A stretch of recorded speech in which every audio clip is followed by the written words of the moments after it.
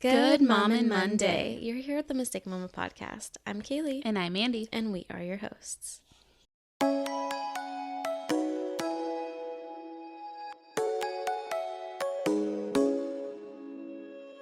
This week we are going to be talking about our first babies. Yes. That would be Anna for you and Maverick for me. Mm-hmm. And I'm going to specifically their births, right? Yes. Okay. Yes. And we're going to break this up. Mm-hmm. We're going to eventually talk about all of our births. Anna, we have 5 kids between us. Yes. Currently. Right. Anna is the first, oldest. Yep. Out of all of them. Anna and Maverick were the only 2 that were not born at home. Correct. Yeah. Anna was born in a birth center and Maverick was born in a hospital. Yep. Usually when I'm like explaining to somebody where I gave birth, I usually just say Anna was born at home because not a lot of people know what a birth center is. But yeah, she was not technically born at home. Yeah. It was still essentially a home birth. As far as the process goes, it just wasn't at your home. Exactly. Yeah. I mean, there was a bed, there was a bathtub, like. Yeah, exactly. Maverick was almost born in a birth center, but. Yes. We'll talk about that. All right. First, we need to talk about our wins and fails. In our books. Okay. So, do you want to go first? I'm tired. I didn't think about it for a second. I mean, I can. Okay. Let's start with my win. It's not a very big win, but it was a win for me. I got about 70 to 80% of my laundry complete. Oh, that's nice. Yeah. And that means like 5 loads washed, dried, folded. Mm-hmm. But I still have 3 to go. That's getting somewhere though. But we got somewhere. Yeah. I feel pretty good about it because we had been letting it go for a long time. So yeah, I can feel that. My mom win would be that, I mean, with the help of my own mother, we got our carpets cleaned. Ooh. We all shampooed and nice and clean. Nice. Made me very embarrassed to know that I laid on that floor. I hate that. It's almost deterring. Like, I almost don't want to clean them because I don't want to know. Mm-hmm. But at the same time, I would prefer it cleaner. So. I totally get that. When we lived at our old place, we had carpet. Mm-hmm. And before we moved out, they require that you clean your carpets. It was rental. It was disgusting. And I was like, oh my God. I've been laying on that. I've been rolling around on that. I've been walking on that. Like, that's disgusting. Yeah. Yeah. Yeah, so that was nice. I bet. It was nice. It sounds nice. It took like 5 hours. Did you guys have somebody come in or did you rent the thing and do it? My mom actually bought a carpet cleaner and cleaned her own carpets and then was like, I can come over and do yours. And so she did. Nice. My mom had a carpet cleaner that we used before and I don't think we broke it, but it was after snow. One of my dogs had a diarrhea attack. And so I think my mom just hasn't used it since. Good God. Oh, yeah. She, like, 10 times, multiple days in a row. I don't think I'd have a dog anymore. And we were in a rental that we weren't supposed to have a dog in. So we also couldn't just, like, leave her outside while she diarrheaed because we didn't want anybody to see her and she would bark if she was left out for too long. So, yeah, that was a rough week. My fail is just my body. I'm so sorry. I'm having one heck of a period, and it's not even like super crampy, which before I ever got pregnant, cramps were terrible. And now, I don't know if it's because I've gone through labor and that was worse or what, but the cramps aren't as bad, or at least I can tolerate them better. I can attest to that feeling. Yeah, but this period just sucks because I don't know why, and it's only been since Quincy. I'm like, I get in a slump. And I keep talking about slumps on here. People are just going to think I'm a big old slump. But it's almost like a depressive episode where my mind wants to do all these things, but my body is just like out for the count. And I have all these thoughts of like, I need to do this, I need to do this, I need to do this. But I just can't get myself to do it. And then I just sit there and I stew on it. And it's usually like the week before my period and then through my period. And then I'm fine. So I don't know what's going on. I think my hormones are still just trying to even out or something. I feel so bad for you that you're the type of person that gets their period shortly after having a baby. Because I had my child 5 months? 4. 5. However many. Yeah. She's 9 months and Quincy is 4. So 5. So 5 months. Okay. My period has still not returned. Yeah, mine comes back immediately. I stop my bleed. I hate that for you. I stop my bleed from birth. And then about 25 to 30 days later, period. I'm so sorry. That's atrocious. We'll get more into that in a minute, though. Yeah, it's really fun. My mom fail is, it's actually kind of more so a, the child that I created fail, because my son is the biggest klutz. And he is so accident prone. He has like this, it's, what side? It says on this side. If you're on YouTube, you're pointing, whatever. I'm pointing. Somebody's pointing. If you're listening, Something's happening. It's on his left side of his forehead. He has like 2 marks that I don't even know. I think he ran into our table, and then he slammed into the corner. So like we have a hallway. Okay, we have like the living room is like kind of jutted off into its own little space, and so there's like a corner that you have to round to go into the hallway. Yeah. He went just full send. He was turning around looking back behind him as he was running seemingly into the hallway, and then turned last second. Oh no. And it lines up perfectly Poor between guy. the 2 marks. So he's like Scar. So oh my god. Yeah. So he's just got like a big old line down his like bruise on his face. That whole thing is bruised. He's got the 2 marks that he had previously. Oh god, he's just and then I had to take him to early intervention like 2 days later. And I was like, they asked, and he has a Band-Aid from the 2 marks because he kept picking at him. Mm-hmm. So I put a Band-Aid so he couldn't. They're like, what happened to his head? I'm like, he is very accident prone. I hate that. I hate that, like, whenever your child has a very obvious bruise, especially on their face, they kind of look at you like, what did you let your kid do? Or what did you do to your kid? Yeah. It's the worst. Yeah. And then I was like, it's funny because we have indoor cameras, so I got to, I saw the whole thing happen. Yeah. I have evidence. I was going to say, at least you have your evidence. Yeah. That's one thing I actually am really grateful for now that we have indoor cameras, is that if something happens, or at least a lot of the time, doesn't always catch everything. Right. Is that we can, we have that evidence that I swear. Yeah. I didn't do a thing. Exactly. Mm-hmm. So what book are you reading? I'm on the final book now of 50 Shades. Whoop, whoop. And I think I'm about halfway through. Nice. Yeah. Nice. Still going pretty good. I forgot I knew there was an actual storyline, but I forgot that I actually enjoyed the actual storyline. Is it different than the movies? The things that are left out don't need to be included in the movie. Gotcha. Of course. Okay. You would like them to be in the movie because you enjoyed the book so much, but you know what I mean? Mm-hmm. Yeah. Whereas, like, I think movies like Harry Potter and stuff, there's a lot left out that does genuinely change the story. Mm-hmm. Like, Yeah. I think Ron and Hermione's character specifically. Yeah. I've heard that there's a lot. It's been so long since I've actually read the books that I don't even remember anymore. I've only read the first book, and that was recently. I've read all of them. Mm-hmm. Granted, that was when I started. It was like my mom was reading them to me, and then I started to read them myself. Got you. So, okay. I haven't read them as an adult yet. All right. Oh, what book are you reading? Oh, yeah. Same as last week.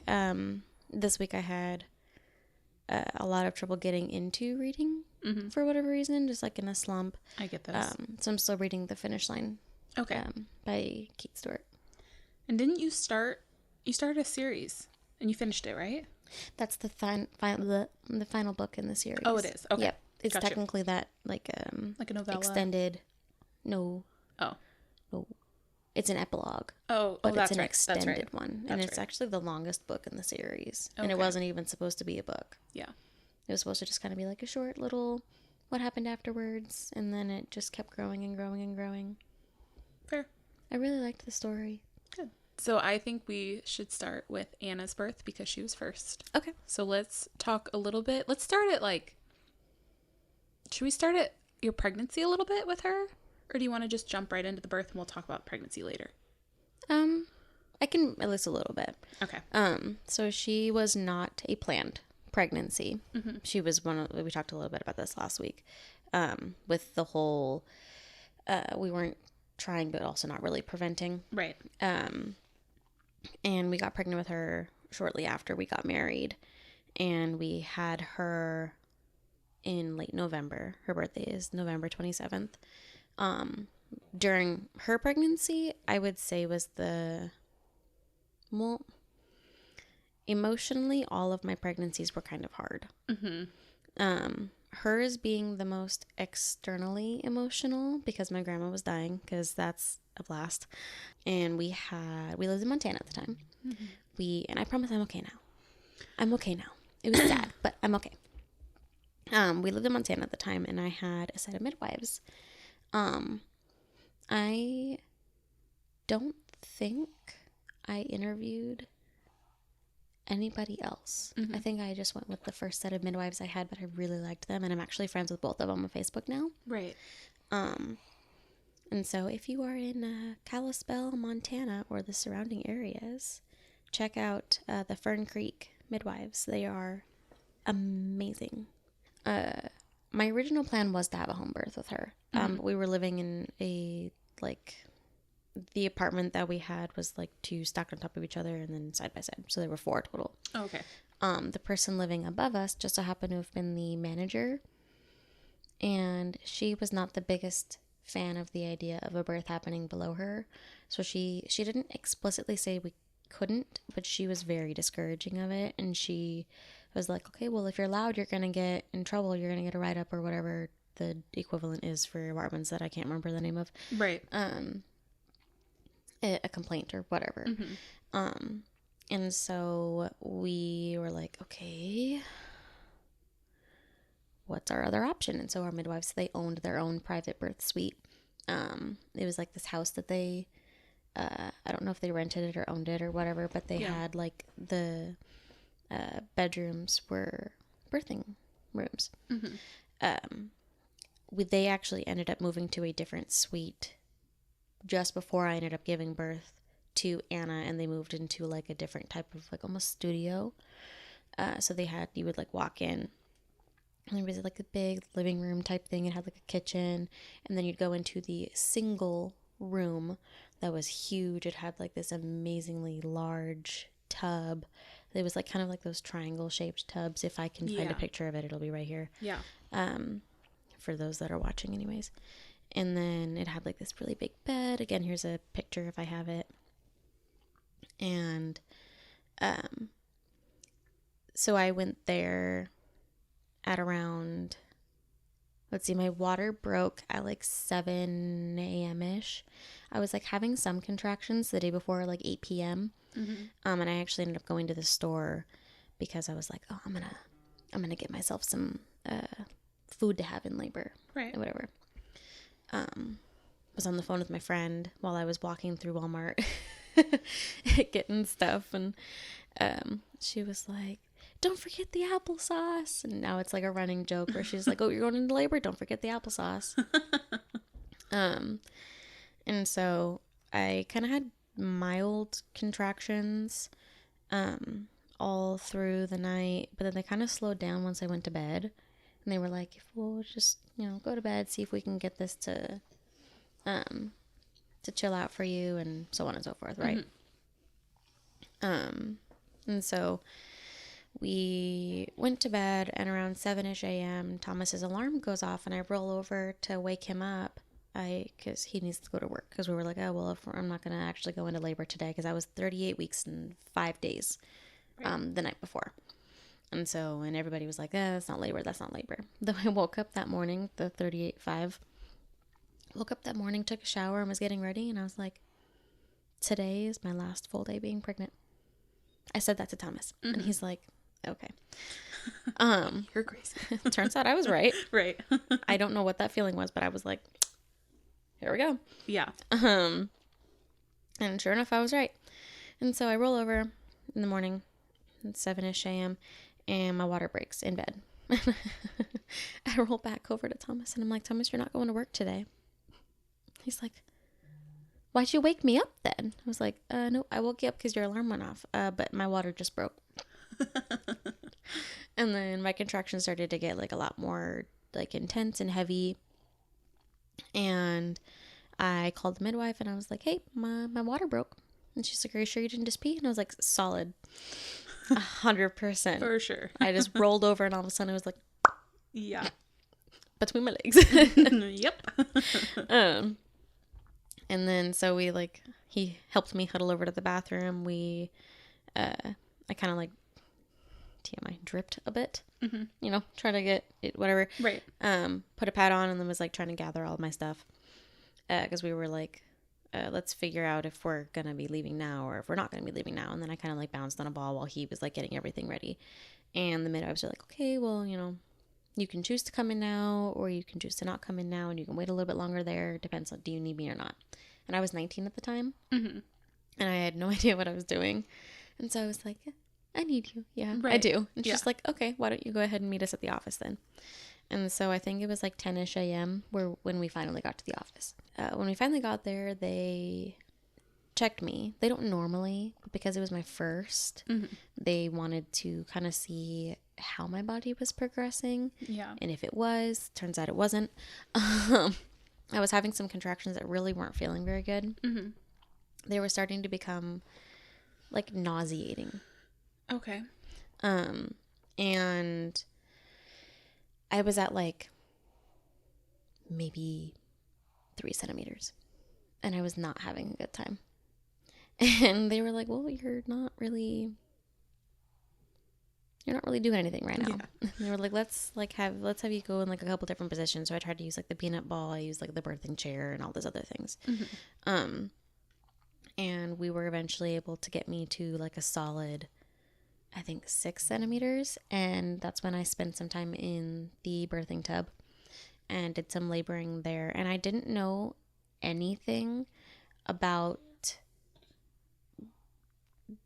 holding a contraction. So like you can kind of just let one ride or you can kind of hold and almost bear down a little bit during one. I didn't do the bearing down part. I just kind of let it do its thing. Yeah. When I get into on a different episode, my next 2 babies, I will explain why that makes a big difference. Yeah. And so I was kind of having an issue getting very far. It was like several hours and I wasn't progressing very much. And so we discovered eventually that I had a cervical lip and that was preventing her. She wasn't descending the way that she was supposed to descend. And I think she had like her arm up all weird too, if I remember correctly. And her head was kind of cocked to the side. And so they actually ended up having to manually stretch me. And my God, if I have to tell you what the worst part of her entire labor was, it wasn't the contractions. It wasn't pushing her out. It was the manual stretching where they just like stick their fingers in there and they're like, all right, contraction. And they pull. Oh, yeah.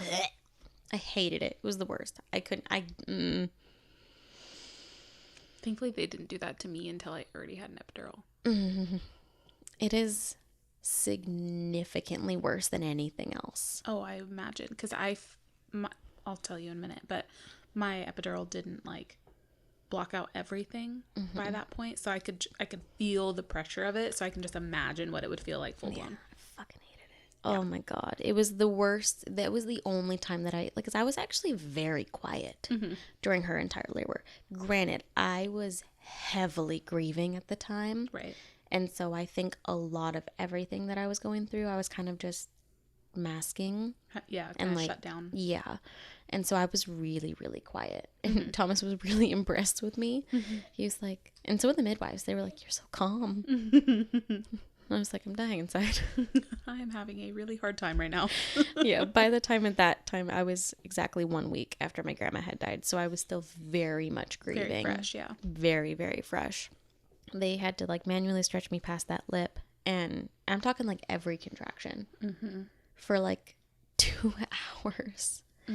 And then when I finally was able to, they had me, I was at like 9 centimeters.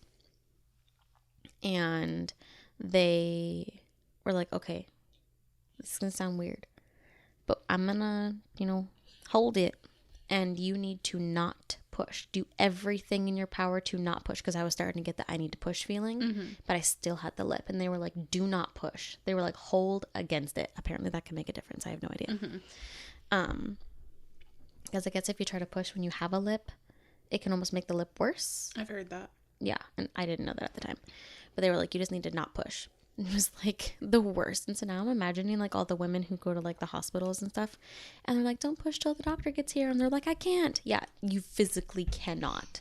I felt all of that resistance and how hard it was to like, it was mentally taxing to try not to push. Yeah, I was never told not to push, so I don't know that feeling. Yeah, you're going against a reflex. Right, yeah. Yeah. And I mean, granted, in this case, I wasn't waiting for anybody. They were trying to remedy a problem, which worked great. Just wasn't feeling very good. Yeah. I think it took 3 contractions of trying to just hold it. Yeah, that would be hard. It was really hard. I can imagine. And my hips and my back, atrocious. Here's a picture of Thomas pushing on my lower back because I physically could not manage without it. This is one of my favorite pictures from my labor with Anna. And after we finally got through that time when I was like trying to hold through, they were like, okay, let's go ahead and transfer you to the water. Transferred me to the water. It was instantly better. And I tried to go on like my hands and knees and like push a little bit that way, but they were saying that I was going too fast. Oh, okay. They were like, she's descending very quickly now. They're like, let's maybe not do that because I'm scared you're going to tear. Right. And so they were like, go in whatever way is making you comfortable, just maybe not quite like that. And I ended up kind of being propped up. Here's a picture of that so you can kind of see what I'm talking about. But if you are not watching the YouTube, I wasn't like laying down like you'd see in a hospital. I was more so kind of almost sitting up the way that like you would normally sit in a chair, as if you were slouching in it. Right. Where like there's like where your mid back would be on the back of a chair. It was more so my upper back. And so I was at a pretty like 45-ish angle with my legs up, spread eagle. And when the contractions themselves were done, and it was just like I had gotten through transition, and it was like pushing time. My God, pain gone. That was pushing was the easiest, most pain-free time of all of it. It was just pressure. I didn't feel the sharp contraction. Yeah. Pain. Yeah. It was just pressure, which 100% love that for me. Right. I pushed for, I think, like a good hour. Granted, I didn't like actively push. I was using like the fetal ejection reflex. It was kind of one of those like, 2 steps forward, 1 step back, a whole bunch of back and forth with that. Which I absolutely hated that. And then when she finally did come out, her hand flung out and she actually tore my labia, which was amazing. Great. Love that for myself. Good times. And so she was born in the water. She was my water birth, my first one.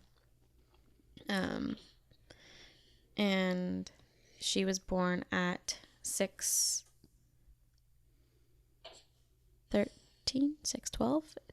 She was either 6 pounds 13 ounces or 6 pounds 12 ounces, but she was born at either 6'12" or 6'13". Oh, okay. So I always forget which one it is.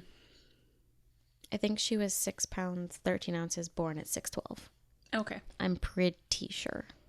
I'll have to check. I don't remember. You can't remember. I really can't remember. I hate that they were that similar. Yeah. So I'm like, oh God, I have no idea. Yeah. Yeah, born in the afternoon. Okay, yeah. Yep. So that's her labor. There's Anna. Yep. She we stayed at their birthing center until like 11 o'clock. They did all their like newborn tests and stuff, and then we all ordered food, and we just kind of like hung out. And so what about you? What about Maverick? Oh, Maverick. He was a long one. It's funny because you know my story, and I already knew your story. I know. And so I'm like preemptively like, I know what you you're already know. Say. Yeah.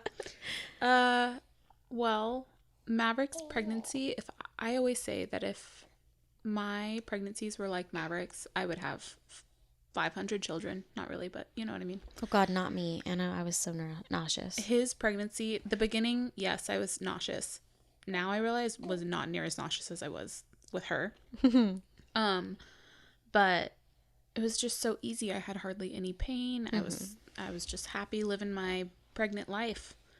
So I really enjoyed my pregnancy. The day that I went into labor, I had went walking downtown with my mom. And we were walking for a couple hours. And then we got home and I was like, oh, I'm just, I'm ready. I think it was the day before. Now I have to remember back. It was 2 days before my due date.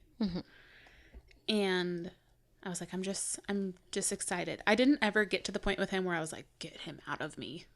Her, I did. That's a different story. Been there, done that. Yeah. So she had dropped me off and I was like, I'm just ready to meet him. And she's like, it'll happen when it happens. And she's like, just watch out for if you just start cleaning the whole house at 2 a.m. or something.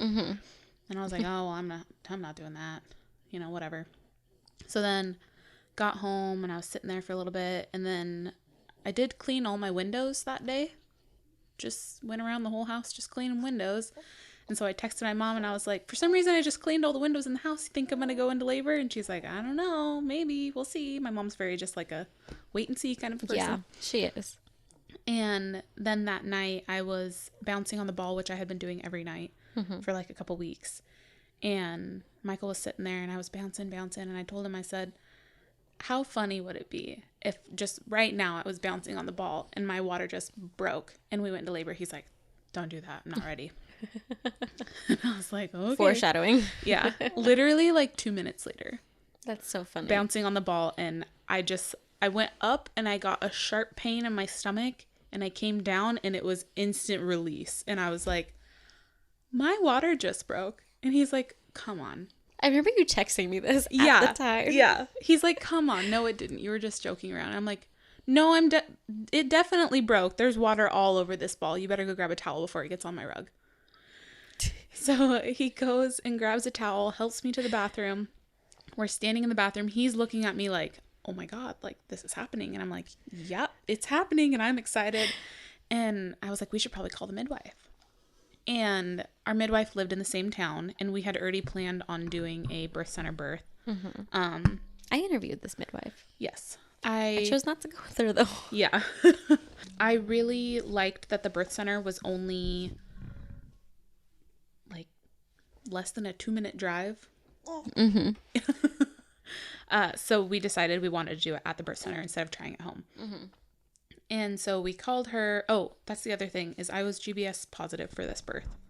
Right. Actually, for both my births, but we'll get to that story later. I wasn't, so I don't know what that was like. Yeah. So they wanted me. So we called her, told her my water broke. She did the same thing. Are you sure your water broke or did you just pee? And I was like, no, that was definitely a water breaking. And I'm standing here talking to you over this towel and I'm just gushing out.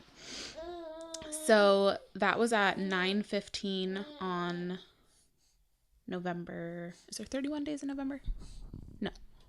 No. It was 30. On November 30th. Okay. That this happened at 9 o'clock at night. Sometimes it's like, because I know what's happening next. Yeah. And I'm like, it's 2 days. I know.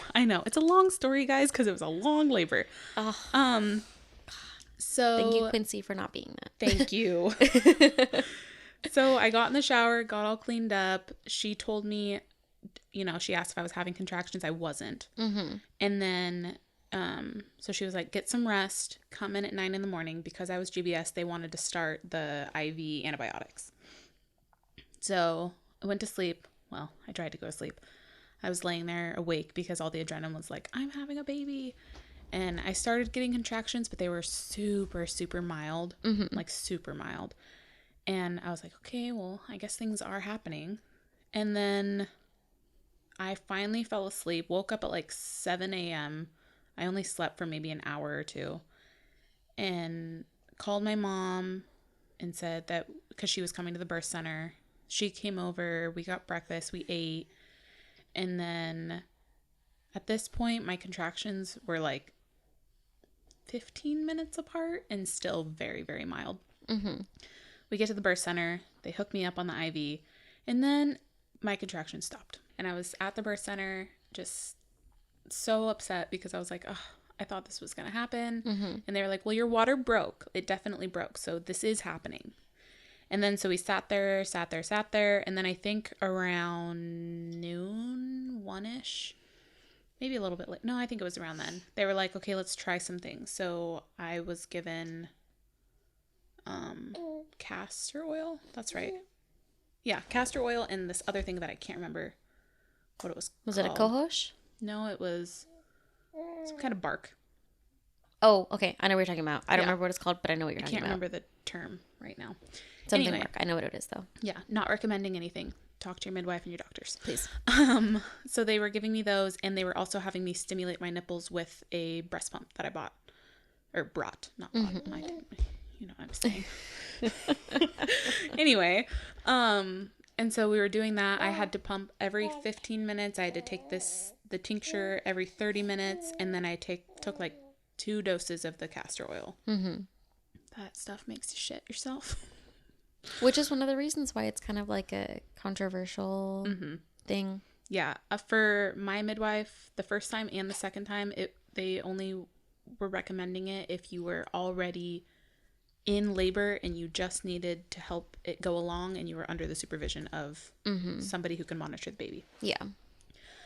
So I did that and then had massive diarrhea. And my contractions started to pick up a lot. And I'll probably insert some pictures from that here somewhere. So contractions start picking up. And then I think about... Let's see, are we in the next day yet? I think so. Okay. So then I was in... Oh my gosh, it's so long ago and so much happened. It was so long. Anyway, some point I go into active labor and I'm about... that's the first time that they checked me. And I think that would have been your due date, so that would have been the next day. Because I don't think you were inactive for 2 days, but you were inactive for like 1. Yeah. I was inactive for 23 hours. That is atrocious. On top of having contractions and stuff prior to that. Yeah. So yeah, it was the next day. It was like... That's stupid. 6 o'clock, 5 o'clock, 8 o'clock, somewhere around there. In the morning? Night. Oh. Yeah. So they didn't get me there like to active labor, or my body didn't get me there till active labor till the following night. And so you were at... And I was at the birth center this whole time. Did you get there the day before?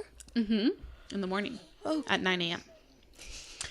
So at this point, you'd been at the birth center for like... Over 24 hours. Over 24 hours. Not even in active labor yet. And I hadn't slept. They kept saying, I think you should try to sleep. Well, now I'm in a new place. My mom's sitting there. Michael's trying to sleep, but also he's in a new place and he does not sleep well like that. It's hard So we're just not sleeping and we're not progressing. Then I'm in active labor and they're like, you can get in the tub now. So I got in the tub. I was in there for a while. Felt so much better. The contractions were easier. Michael he had to do the counter pressure on my back through this whole labor. And... Don't you have a picture of that? Michael, yeah, I have several. Here. Hopefully I'm not naked in them. We'll blur it. We'll blur. Yeah. For sure, we're going to have to blur some of the ones that I put up. I birthed both my babies naked. I didn't. I had tops on. I had tops on at first, but then I was a free balling woman. I don't know what it is. Clothes. I can't. I get so like, I mean, this woman is literally about to like pull a baby out of my vagina, and yet for some reason I'm like, I can't show you my boobs. For some reason, like all clothes must come off. I always start with clothes. Hey, I mean, and then I'm like, nope, just got to take it off. It's almost like it's too much. My body's already doing so much that I'm like, I just have to get out of here. I wish that I could be like that because it was always a pain to try to take the bra off. After. Right. When it's all wet from the water. But I'm uncomfy with it for whatever reason. Hey, fair. However you want to labor. So then I'm in the tub. Things are feeling better. I'm still just like, you know, not you not say feeling better great. when you felt like shit. I did. And this is when I was starting to get really tired. Right. I've been up for like 48 hours because that night that my water broke, I didn't really sleep. So I've been up for like 2 days straight already. And I walked a whole bunch the day that I went into labor. So I'm really exhausted. Still trying to power through. And then they're like, let's get you back on the bed and let's see if you can sleep in between contractions. Mm-hmm. Laying down made it 1,000 times worse for the contractions, but I was trying. And then I think my body knew, so then it started to slow down as well, and my contractions got further and further apart. And I was kind of dozing in and out, but not enough to give me rest. So then we got back up, and we were trying some things. We sat on the birthing stool thing, the little C one. Oh, mm-hmm. That had like the hole in the bottom. Yeah. One of my favorite pictures is on that. I'm very, very naked in that picture. So we'll see if that one gets posted. If we can blur enough of it where you're not just looking at a ball of blur. Yeah. Here you go. Yeah. We'll if see. not, then here's a ball of blur. Yeah. Literally.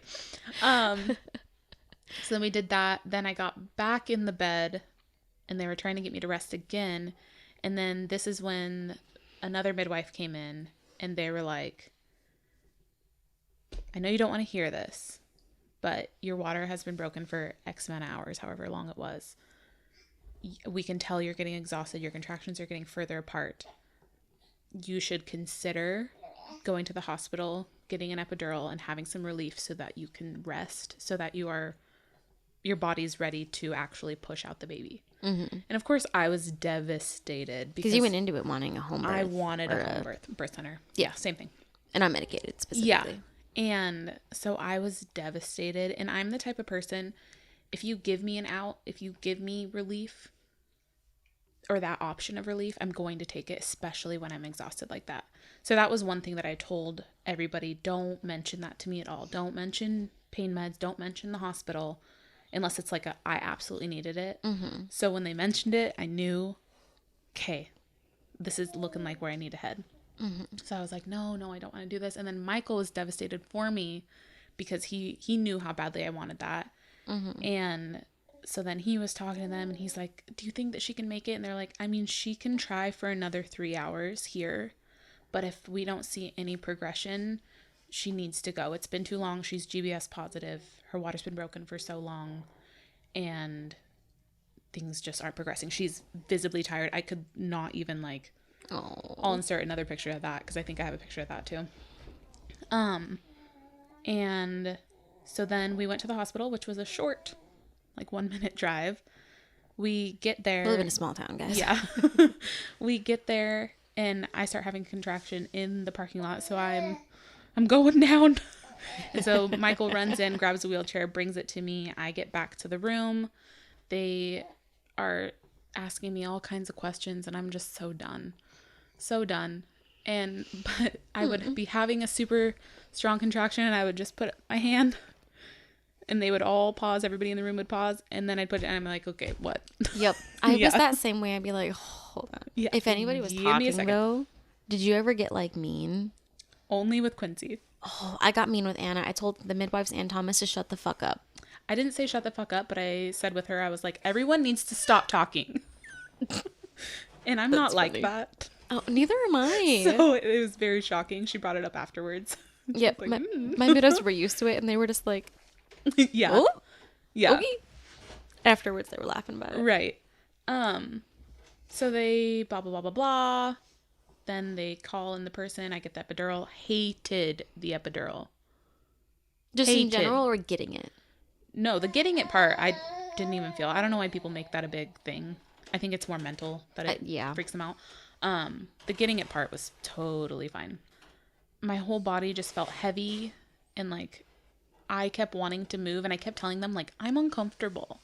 Like I need to be propped up more. It's like they had me super slumped down in the bed and I was like, I need to be up more. And so I felt bad, but I kept calling them back in there. And I'm like, you got to bring me up. And then that's when they found that I had a cervical lip. So when I got to the hospital, I was 8 centimeters. Which you were so close. So close. So quick timeline. November 30th, 9 p.m. My water broke. Labored all day December 1st. Got to the hospital 7:30 December 2nd. Okay. So I've had the epidural. They figure out that I'm 8 centimeters dilated. Then I kind of rest. I kind of get like a 15-ish minute nap. Granted, there's a million people that come in and out of your room at the hospital, and it's very annoying. And you have to leave the blood pressure cuff on. So you're just all kinds of jacked Connected. up. And it keeps like blowing up and it's annoying. Oh, that's so distracting. Right. So that all happens. And then when I'm 9 centimeters is when they were like, oh, you have a cervical lip. So then that's when they do the stretching. And like I said, I didn't really feel that much of it because I had the epidural. Yeah. And then they finally, and while they're stretching, they're also telling me to push. Okay. Yeah. That's kind of what we did too. Okay. So I'm doing that. And then they're finally like, okay, we got past your cervical lip. Now you can start pushing if you want to, basically. Mm-hmm. It was very guided pushing, and I understand that that's because I had the epidural, so I wasn't feeling everything at its full capacity. I could feel it. It had mostly worn off. Like, I could move my legs again, and I could, like, scoot myself back up and stuff. So, yeah, very guided pushing. Like, counting, like you hear in the movies, the 1 all the way to 10. Mm-hmm. But it's, like, 1, 2, 3, 4, 5, 6. Oh, no. 7. And I was like, I can't. I literally at one time was like, I can't. Like, I hated the counting. Mm-hmm. That was one thing I really enjoyed with her labor is they just let my body do what it needed to do. I hated the counting. I understand that I had an epidural, so they were trying to like help me through that because I couldn't feel everything. But it was just, I couldn't. I think that's why I tore, because I was trying so hard. I was fighting against everything in my body that said like slow down to just go. Because once I started pushing, I only pushed for like 20 minutes, and it was like, it was a little bit slow. Mm-hmm. Michael was also videoing and then showing me my progress, so he would video and then show me, video and then show me. I can't post my labor from that one. No. That was very vagine. Oh yeah. She sent me that video. By the way, because I was going to be making a labor and birth video for her to like announce his birth and whatever else or whatever it was for. She didn't warn me that the first thing I would see was her legs spread eagle and just vagina. So zoomed. Immediate. Yeah. And I was like, I mean, it didn't bother me, Right. but I was just like, You had no warning. oh, okay. Yeah, we're right into it. All right. Thought that it was going to be like maybe a way, and then nope, No. it was just immediately. No. And that was Right because there. Michael had been showing me my progress. Yeah. So he was already right there. Already right there. Yeah. And it was like, oh, okay. Straight in. All right. We're just cold turkey. Just jumping right just in right here. there. Here we go. Yeah. I do want you to backtrack a hair, though. Because didn't you have a doctor who was, like, pushing you for the C-section? Yes, I totally forgot about that. Yeah. I'm surprised I remember that. Yeah, I'm surprised I didn't mention that. So I keep mentioning, or I keep forgetting things that I mentioned for my own, too. So we got there. We did the thing. They put the epidural in, and then the doctor finally came in. And she said, she was like, it looks like you're going to have a C-section. And everything in me broke. Broke.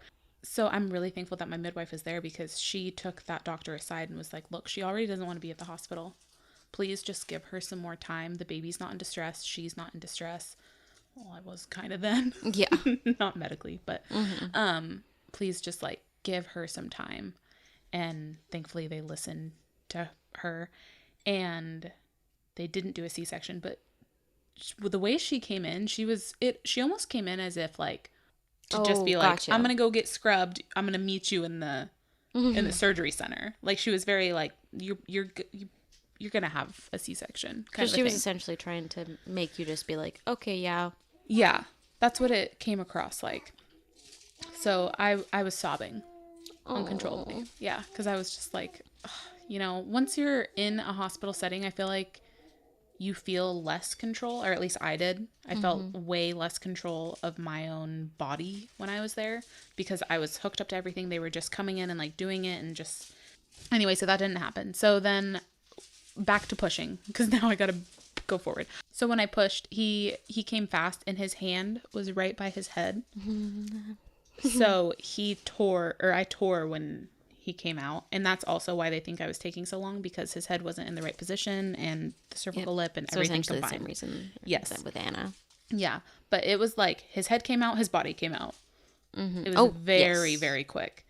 I saw that. There was no like, oh, heads out. Okay, on the next it was nope, heads out, bodies out. Oh, for me there was a delay. Yep. So there was length of time where her head was just out. Yeah. Not for me. That was a process. I think with all three of them there was a time where it was just the head. Yeah. And I had to wait a contraction or two and then it was body. Yeah. I think it should have been for Maverick, but I think they were I felt like we have to get him out because of the counting, and I don't know, just everything about the hospital setting to me made me feel like I need to just get this baby out. It needs to be over. Did they pull him out? I feel like there was a doctor between your legs doing something, but I can't remember what there was. Once the head, so they like had their hands on his head and kind of did like one of these to like get the shoulders to come out. Yeah, very much hands on. Because I remember that it was like, once he was emergent, it was very fast, and he was all of a sudden on your chest, and you were crying. Yeah, and then he was placed on my chest, and then I was supposed to be doing the delayed cord clamping, or they were supposed to be doing that. But he turned very, very gray, and he wasn't breathing how they wanted him to breathe. So they were like, we have to cut the cord, and we have to take him. So then they took him away. They didn't have to do any, like, oxygen or anything for him. They just took him away, put him on the table, blah, blah, blah, blah, blah, blah. Then I got him back.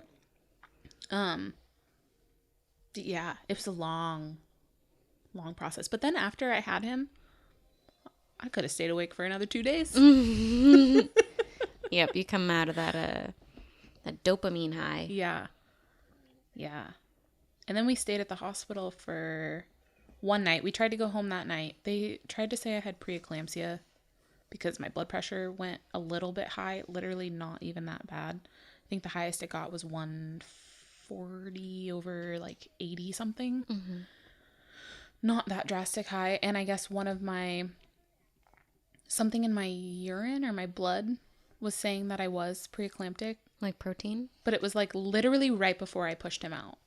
And I think my body was just had enough. Is honestly, I'm not a doctor, so I don't really know. You are a nurse though. It just didn't seem like, and then after I had him, everything went back completely normal. Weird. It was just that one time that they took it, that one number was slightly higher. And they were like, preeclampsia. And I'm I've had some. It's barely. Yeah, I've had a couple times where like my symptoms or their test results or whatever, they're like, you might be preeclamptic. Let's test again in a couple days. Yeah. If you have no symptoms, and then they do, then it's fine. And they're like, okay, you just had a weird. I think it was just a weird fluke, but that was the reason they didn't want us to leave. They said if I was to leave, I would have to sign an AMA. Oh. So I was like, I'll stay here 24 hours. And we literally, at the 24-hour mark, we were like, we're ready to go. They're like, well, we have to do paperwork first. And because we had him, I didn't even say that. We had him at 7:33 p.m. So we got to the hospital at 7:30ish, had him at 7:33. So we were there for 12 hours. 12 hours and 3 minutes. Yeah. And then, so when the 24 hours up of our stay was, it was 7:30 at night. And so we were like, we want to go home. And they're like, well, we have to get the paperwork and it's pretty late at night. So you guys you can stay one more night. And we're like, we want to leave. Like, thank you, but no thank you. Maybe this is a conspiracy thing, but I feel like they were a little bit irritated they didn't get more money out of you. Because, they were C-section happy. They were like, we're going to get a payday for this one. Yeah. And then you came in with a midwife and didn't use any of their services. Right. So they were like, well, I guess we'll make her pay for 2 nights. Yeah. And I remember that first night, I kept sleeping with him on my chest. And they came in like 2 or 3 times and was like, you can't sleep with him, and would put him back in his crib. And then you just pick him back up. And then they would leave and I'd pick him right back up. Oh, I hate that. Yeah. I hate that so much. Yeah. And they would swaddle him so tight and he would hate it. He would like bust out. He had his hands on his face in the womb and he wanted them there out of the room. And he is still a thumbsucker. Like he wants his hands up here. Yep, that's how I was with Ellie. She was the only one that liked being swaddled, but her hands had to be up by her face. Yeah. So I didn't swaddle him. I swaddled his bottom a couple of times and then I was like, he doesn't even care to have this done. But yeah, the nurses just kept coming in and they would like tightly swaddle him and he would just like and I'm like, here, let me bust you out of this. And then they'd come right back in and I'm like, lady, if you keep finding him unswaddled and on me, leave him alone. Yeah. So that was annoying. They were very, very nice nurses. I loved all my nurses. And I think they were just... Following protocol. I mean, from working as a nurse, you do just go into a mode of like, well, this is the job. These are the tasks. These are the things that I have to do. And this is how I'm going to do it. Mm-hmm. So it's not like you're trying to go against the person. It's just... Bless you. You're not trying to go against the person. You're just trying to essentially do your job how you've been taught to do it. Yes, Ellie. But yeah, that was my experience. What's your experience? I would say the epidural, while yes, it took away a lot of pain, I regretted having it because it took away a lot of the sensation of just birth itself, especially now that I've experienced a home birth, which again, we'll talk about later. I do wish that I would have had that with him. I just think my body was so exhausted. It needed the rest. It needed to like come back down to earth. Mm-hmm. And that was something that I haven't experienced yet. All of mine have, thankfully, for myself anyways, been natural. Mm-hmm. And so I have nothing to compare that to. But I did want to know, so like, or at least I kind of already know the answer to this, but they don't. Mm-hmm. What inspired you to want to have an unmedicated birth? I've always been interested in like midwifery and just natural birth, which all birth is natural, unmedicated, I should say. But I just wanted to experience it. I wanted to experience everything about it. I think that birth can be super beautiful if you let it. Mm-hmm. And I know not everybody agrees with that, but I think a lot of that is because of society. I think society puts like a big fear around birth for women. Like, it's going to be painful. Your body's never going to be the same again.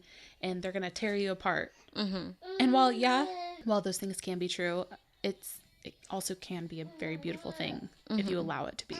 Yeah. You know? So I wanted to be able to experience like birth in its like purest form.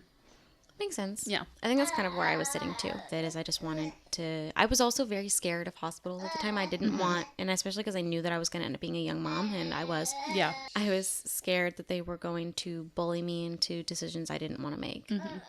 Like either an epidural if I didn't want it, or a C-section if I didn't want it. Yeah. I was really scared of that. Yeah. I think that's just how they are trained. This is getting chaotic at the end. Sorry, guys. I just think that's how they're trained to handle birth. Yeah. So I don't think it's a them problem. I think it's a whole thing problem. Anyway. Okay, guys. That was dying, our so we gotta go. First baby births. You guys will hear the rest of our births later on. Make sure you like, comment, and subscribe, and we'll see you next week. Bye.